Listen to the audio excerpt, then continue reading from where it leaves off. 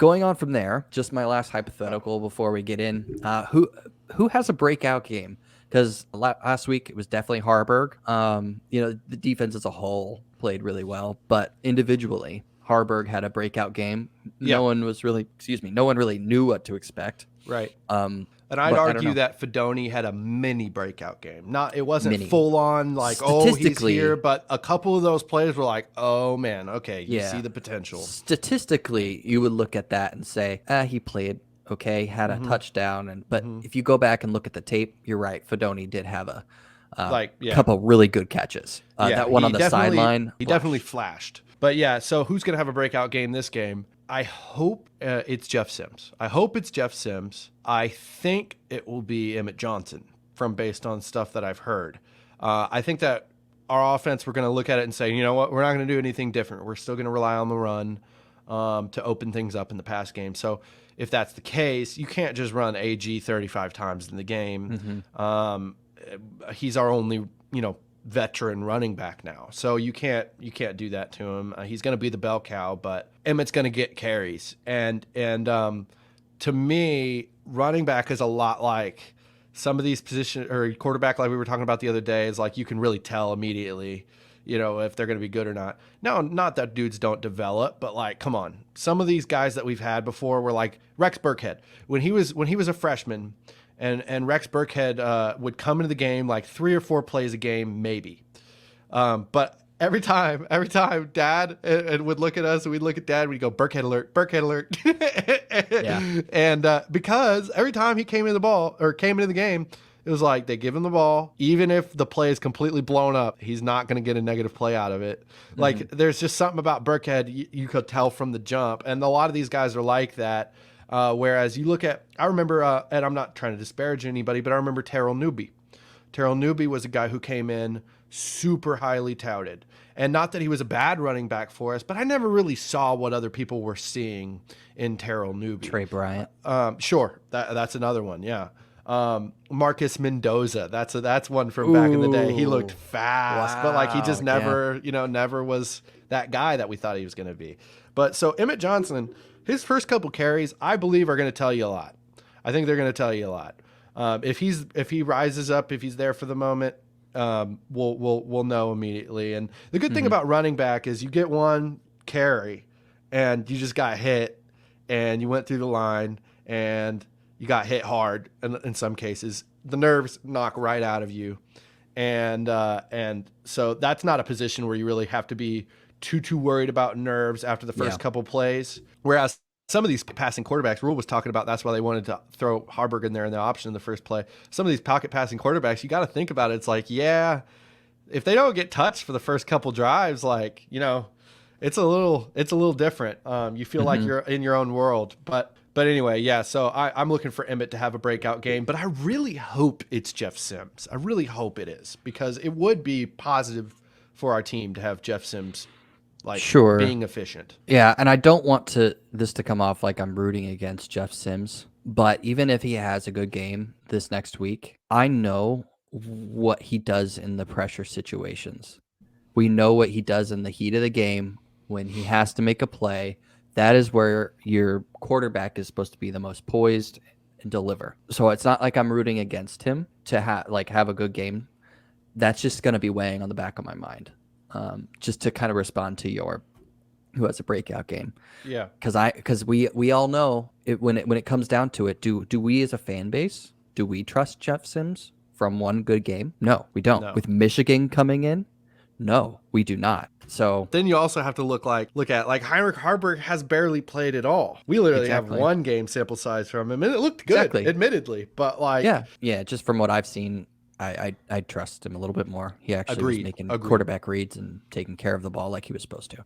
Agreed. But who has a breakout game? I'm going to go with somebody that you've been seeing a lot of, and I think this is the week it's really going to hit, and it's going to hit hard. Tommy Hill. So lots of people across the country talking about a two-way player in Colorado with Travis Hunter, and we have one. Like, I thought maybe they were just throwing him in the Minnesota game because we weren't getting any. No, he's been in there, and they have packages for him to fly because the dude is fast. As long as we can get him the ball, he's gonna outrun some dudes. And a lot of people forget that it was basically him and Trey Palmer last year. Yep. And they were like, who's faster? Like, some days it's Trey, some days it's Tommy. So yeah, we have that speed. And I just look at it and I'm like, maybe this is the week. Interesting thought. Yeah, because if he, I mean, let's say he gets a pick six or some crazy play on defense and then catches an insane deep bomb for a touchdown, something like that. There'll be videos talking about it because like that's notable. If you do, especially in skill position areas, like there's one thing where it's a little bit like a novelty, like with Ndamukong Suh, like, and don't get me wrong, he's a great player, but they put him in that lead block role because it was like, we're putting Sue in and y'all are going to have to deal with it. And like, it's funny to watch him run over y'all. We want to be on ESPN. That's why we did that. Right. But when you have somebody in these skill position roles doing defensive back and wide receiver, that's just really impressive because it's like mirrored skill sets is really what it is. Because, I mean, I'm not going to claim to be an expert on wide receiver, an expert on defensive back, but essentially, as defensive back, you're playing in reverse. I mean, you're trying to find, you're backpedaling, you're reading, you're trying to do all that. Whereas as a wide receiver, you're playing full speed, finding your route, getting your choice of route, trying to read whether you're in zone or man so that you can settle in the right place. So it's very different positions. Very. And somebody who's athletic enough to play both in Division I, FBS, college football at the Power 5 level, that's notable no matter what. Yeah, absolutely. Yeah. And something I saw and have been seeing, especially on his defensive play, he's been in good position a lot. He's been there. He hasn't been getting his head around basically on anything. That's the criticism, right? Yeah. So you really think that he didn't go into film, especially this past game? He probably could have had 2 picks. Easy. We'll see. I'm hoping so because we kind of need that person outside of the quarterback and outside of a technical skill position. We need that person that draws a little attention. Yeah. Because you have somebody that draws attention, it opens everything else up. A weapon, a star. A star. You look at our team, like we really don't have any stars, really. Like you look at our team, they play as a team. Especially last week, they played complementary football defensively. But you look at defensively, we're a great defense up to this point.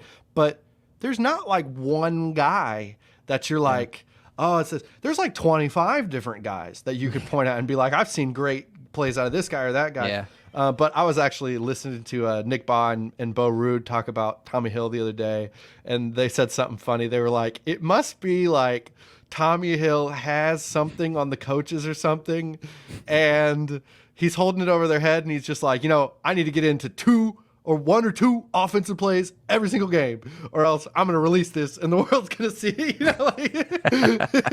Almost, yeah. But no, it's not that. It's really that he's just that fast, and I don't think they have somebody that fast who's a veteran player really at this point. In that wide receiver position. So finding a way to get him involved would be great because at the end of the day, even though it's almost as if Malachi Coleman and Jalen Lloyd have been activated, at the end of the day, you'd really like to keep those dudes red shirts if you can, if it is at all possible. I don't think it will happen. I think they're going to play probably. But if you can find a way to have very efficient offensive possessions, and then you look back at the end of the day and you're like, dang, okay, Malachi did only play in 4 games this last year. Okay, we can keep him on the redshirt list or whatever.